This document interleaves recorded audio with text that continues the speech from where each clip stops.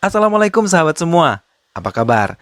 Semoga sahabat semua sehat selalu dan berlimpah ruah rezeki serta keberkahan hidup. SLMTTV kembali hadir menemani waktu bersantai kalian. Kali ini SLMTTV akan berbagi cerita dari sebuah film yang berjudul Yamadonga. Film ini mengisahkan tentang seorang pemuda penipu yang meninggal dunia akibat dibunuh, lalu dihidupkan kembali karena membuat kekacauan di akhirat. Ketika dihidupkan kembali, dewa kematian terus mengikuti dirinya dan bersiap-siap mencabut nyawanya kembali. Seperti apa kisahnya? Simak alur ceritanya berikut ini ya. Jangan kemana-mana, klik dulu tombol like, komen, share, dan juga subscribe-nya. Kalau sudah, kita langsung aja ke ceritanya.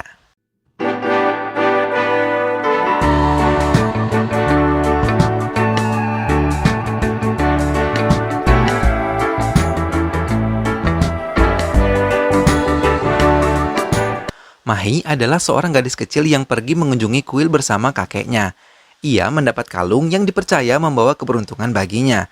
Pendeta mengatakan bahwa hidup Mahi akan selalu penuh dengan keberkahan. Raja adalah seorang anak laki-laki yang bekerja sebagai pencopet dan hidup di jalanan. Tiap hari hanya bertahan hidup dari menipu satu tempat ke tempat lain. Raja dan Mahi dipertemukan secara tidak sengaja saat Mahi menaiki permainan kuda putar. Ternyata baut pada kuda tersebut lepas. Saat itu Mahi merasa takut. Raja tiba-tiba yang sedang dikejar beberapa orang naik ke salah satu kuda dan meminta Mahi lompat ke kuda raja. 1 detik setelah Mahi pindah ke kuda raja, kuda Mahi terlepas dari dudukannya. Mahi lega bisa selamat dari kecelakaan tersebut. Akhirnya mereka berteman. Mahi memberikan kalung yang berasal dari pendeta tersebut kepada raja sebelum dia pulang ke rumah bersama kakeknya. Raja menerima kalung tersebut dan segera menjualnya untuk mendapatkan sejumlah uang. Tapi sayang kalungnya tidak laku dijual. Dengan kesal, kalung tersebut dibuang oleh raja. Namun entah bagaimana kalung itu selalu kembali kepadanya walaupun berkali-kali dia membuangnya. 12 tahun kemudian, raja tumbuh menjadi dewasa yang terkenal dengan nama Nanda Muritaraka Ramanau. Ia bergabung di sebuah grup sirkus, tetapi pekerjaannya hanya menipu semua penonton yang datang. Saat mau membagi hasil menipunya, beberapa perampok mengikutinya dan mengambil tasnya. Raja mengejar pelaku untuk mendapatkan tasnya kembali. Raja memukul untuk mengalahkan perampok-perampok itu. Raja terus berlari seperti harimau mengejar mangsanya dan tak mau melepaskannya.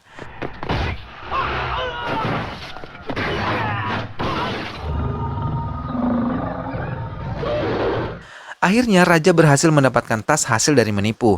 Tapi sewaktu Raja membuka tas tersebut, Raja melihat kalung yang diberikan oleh Mahi. Karena kesal kenapa kalung itu tetap kembali ke tangannya, Raja membuangnya lagi. Kali ini ia membuangnya ke dalam selokan besar dan berharap dia tidak akan menemukannya kembali. Di tempat yang berbeda, Mahi tumbuh menjadi gadis yang manis dan juga cantik. Penampilannya penuh dengan kesederhanaan walau dia adalah pewaris tunggal harta peninggalan kakeknya.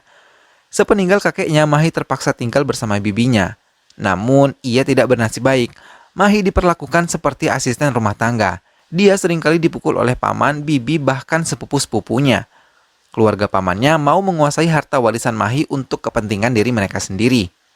Setelah selesai bersembayang di kuil, tiba-tiba Mahi diculik oleh orang-orang suruhan pamannya sendiri. Di tengah jalan terjadi kemacetan karena ada kegiatan keagamaan yang turun ke jalan. Hal itu membuat mobil penculik terhenti. Kesempatan itu digunakan Mahi untuk kabur. Mahi berlari menerobos kawat yang mengakibatkan bajunya robek. Pada saat bersembunyi, dia menemukan baju berwarna kuning jeruk tergeletak di lantai. Mahi pun memakainya untuk mengganti bajunya yang rusak. Ternyata baju tersebut adalah baju milik raja yang dia dapat dari mencuri milik penari di kafe. Pada saat raja mau mengambilnya, dia terkejut bajunya tidak ada dan melihat Mahi menggunakan baju tersebut. Raja berlari mengejarnya. Ternyata Mahi masih dikejar para penculiknya tadi. Mau tidak mau, dia harus menolong Mahi sekalian menyelamatkan baju itu agar tidak rusak. Karena dari baju tersebut, dia akan mendapat uang yang banyak dari salah seorang penjahit baju yang mengincar batu-batu indah di baju tersebut. Mahi dan Raja terus berlari bertemu jalan buntu, hanya ada satu lubang. Raja meminta Mahi memasuki lubang tersebut. Tapi masalah baru timbul karena Mahi ternyata masuk ke dalam bola-bola kawat berukuran besar. Sambil melakukan perlawanan terhadap penculik, Raja tetap melindungi Mahi dan bajunya agar tetap aman. Bola kawat itu terus bergelinding sambil membawa Mahi. Sampai di tengah jalan, sialnya kawat di bola itu malah tersangkut di mobil truk dan membawa bola tersebut mengikuti mobil. Ternyata si penculik tetap mengikuti Mahi. Mereka mengejar menggunakan mobil. Melihat hal itu, Mahi mengambil mobil dan mengejar penculik. Jarak antara mobil penculik dan Mahi begitu dekat. Dengan cepat, Raja menabrakkan dan membalikkan mobil-mobil penculik itu.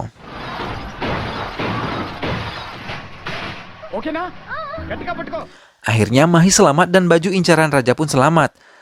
Secepatnya setelah sampai di rumah Raja, dia memerintahkan Mahi untuk mengganti bajunya. Raja membawa baju tersebut ke tukang jahit yang menginginkannya. Saat mau menandatangani cek yang akan diberikan kepada Raja, tiba-tiba tukang jahit tersebut meninggal dunia. Raja sangat kecewa tidak mendapatkan uang yang dia harapkan. Sampai di rumah, Raja mengusir Mahi dari rumahnya dan tidak mau menampungnya. Mahi sedih dan tidak mau kembali ke rumahnya. Mahi hanya duduk di tangga depan rumah Raja sampai pagi. Keesokan harinya, Raja tanpa sengaja menghidupkan TV dan mendengar berita penculikan dari cucu Sirangapuram yang kaya raya. Dia mendengar bagi yang menemukan gadis tersebut akan diberi imbalan dengan jumlah yang sangat banyak.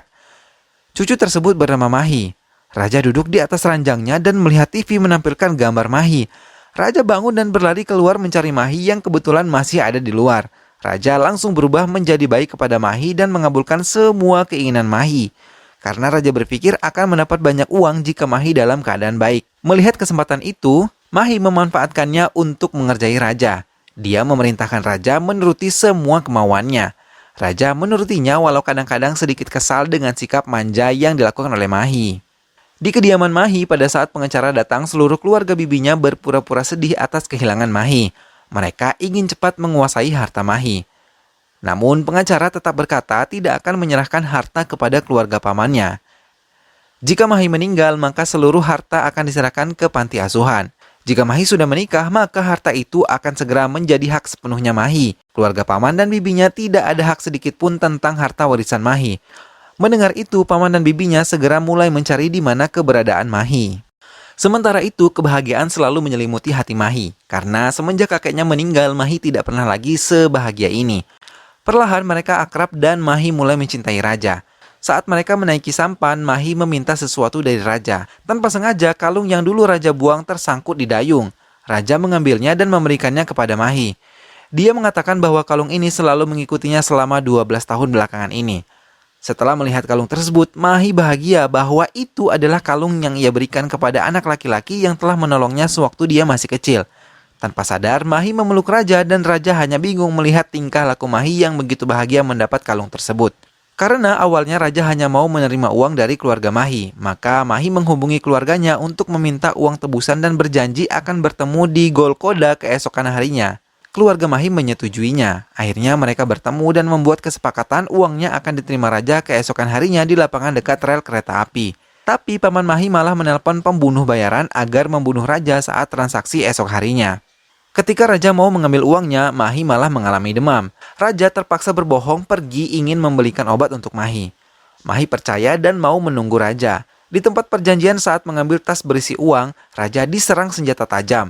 Tubuh bagian belakang ditusuk. 2 tusukan mengenai tubuh Raja dan mengakibatkan Raja meninggal dunia. Beberapa saat setelah meninggal dunia, Raja dijemput oleh dewa dan membawa arwahnya ke akhirat.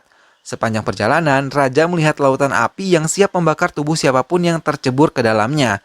Namun tanpa diduga, Raja mengacau di akhirat dan mengambil cambuk Dewa Yama atau Dewa Kematian. Dia mau menduduki tahta pemerintahan Dewa Yama.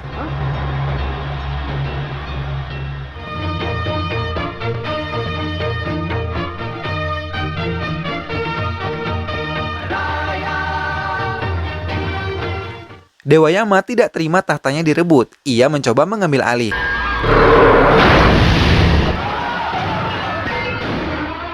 Namun usahanya selalu gagal karena Raja memiliki cambuk Dewa Yama. Bisa ya kayak gitu? Ini gimana sih? Di kehidupan nyata, Mahi telah kembali ke rumahnya. Mereka terus memujuk Mahi agar mau menyerahkan hartanya kepada mereka. Namun Mahi menolak dan dia mengatakan dia akan menikah dengan orang yang ia cintai. Di akhirat, Raja dan Dewa Yama yang mengadakan pemilihan siapa yang menang akan menjadi Dewa Kematian berikutnya. Ini pemilu di akhirat gimana sih? Jika kalah, Dewa Yama bersedia mundur. Seluruh penghuni akhirat diberikan satu kesempatan untuk memilih siapapun pada saat hari pemilihan. Raja mulai mengambil simpati warga akhirat. Ia mengambil hati mereka agar mau memberi suaranya untuk Raja. Dewa Yama semakin marah karena dia merasa seperti dipermainkan. Dewa Yama mencoba terus mengambil cambuknya, namun selalu gagal. Raja malah memfitnah Dewa Yama telah melecehkan salah satu warga akhirat. Mendengar itu, istri Dewa Yama termakan hasutan raja dan pergi meninggalkan Dewa Yama. Hari pemilihan pun tiba. Mereka sudah siap-siap memilih dewa kematian yang baru. Bila mereka memilih lambang matahari, itu adalah raja. Bila mereka memilih kepala banteng, itu adalah Dewa Yama. Secara mengejutkan, raja akhirnya memenangkan pemilihan tersebut dan diberi julukan Dewa Kematian Muda. Ternyata, di balik sikap ingin menguasai kerajaan Dewa Yama, raja merasa kesal karena Dewa Yama mempercepat kematian raja sebelum waktunya.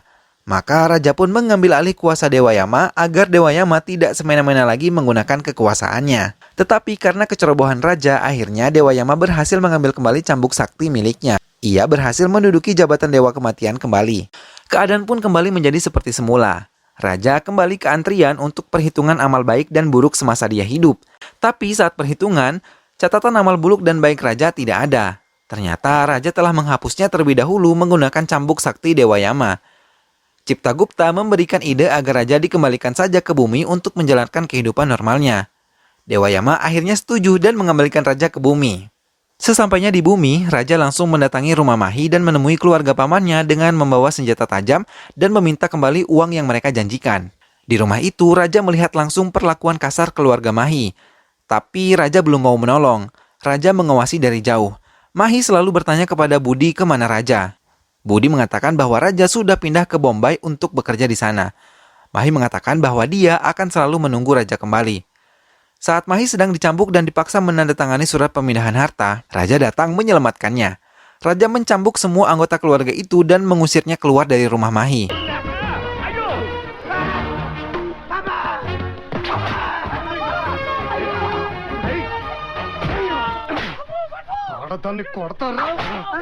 Mereka keluar rumah dengan ketakutan dan terluka akibat cambukan raja.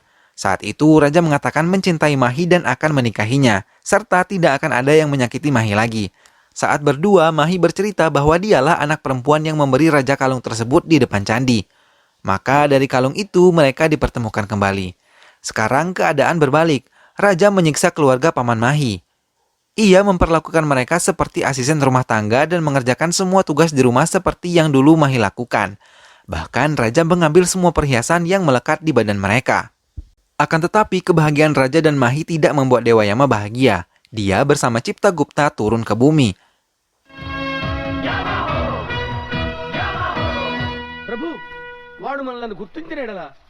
Mereka menyamar menjadi manusia biasa. Dewa Yama menyamar menjadi Dana Laksmi yang merupakan mantan kekasih raja yang pernah dia tipu dan Ciptagupta menjadi ayah Dana Laksmi.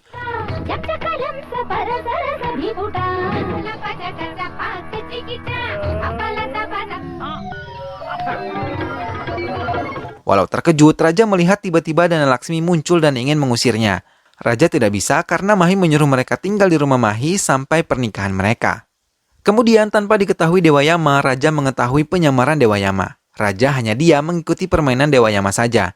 Namun tanpa diduga, Dewa Yama malah mengacau perhitungan pernikahan raja dan juga Mahi. Pendeta yang datang sempat bingung kenapa perhitungannya bisa tiba-tiba berubah. Pendeta yang di bawah pengaruh Dewa Yama mengatakan bahwa raja dan Mahi tidak bisa menikah dalam waktu dekat dan tidak boleh bertemu untuk 1 minggu ini.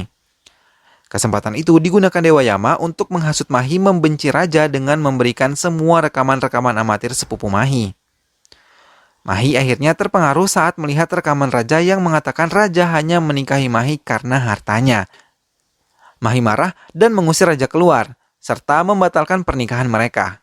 Tanpa diduga, paman Mahi membawa pembunuh bayaran yang dulu membunuh raja. Mahi merasa terancam dan dibawa pergi oleh kelompok pembunuh itu untuk dinikahi olehnya. Mereka membawa Mahi menggunakan mobil. Di tengah jalan, Mahi melihat raja. Ia menjerit memanggil-manggil raja. Kesempatan itu digunakan pembunuh bayaran untuk menabrak tubuh raja hingga jatuh ke jurang dan jatuh tepat di tangga kuil Narasima. Jiwa raja terselamatkan kembali oleh Dewa Narayana. Raja masuk ke dalam kuil dan memohon kepada Dewa Yama yang berada di situ untuk memberi raja sedikit waktu agar dapat menolong Mahi dari tangan pembunuh. Setelah itu, raja rela jika Dewa Yama mencabut nyawanya. Dewa Yama menyetujuinya dan memberi kesempatan tersebut. Raja tidak membuang waktu. Kesempatan itu digunakan untuk menghajar seluruh anak buah pembunuhnya dan membunuh mereka satu persatu.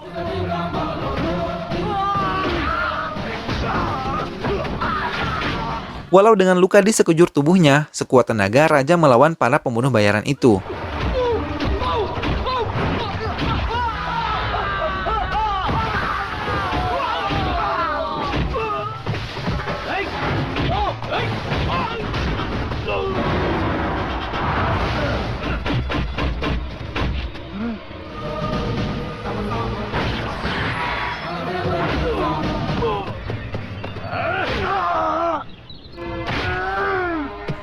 Di satu kesempatan, raja menghantam tubuh musuhnya menggunakan kayu tepat di lehernya. Akhirnya, pembunuh itu tersungkur.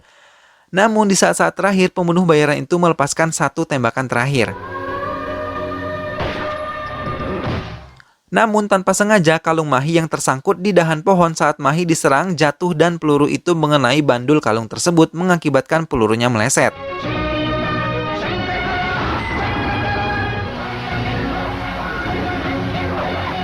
Dewa Yama mengatakan bahwa kehidupan raja dilindungi keberkahan dari Dewa Narayana yang ada di kalung itu. Dewa Yama mengembalikan kesehatan raja dan Mahi akibat perkelahian itu.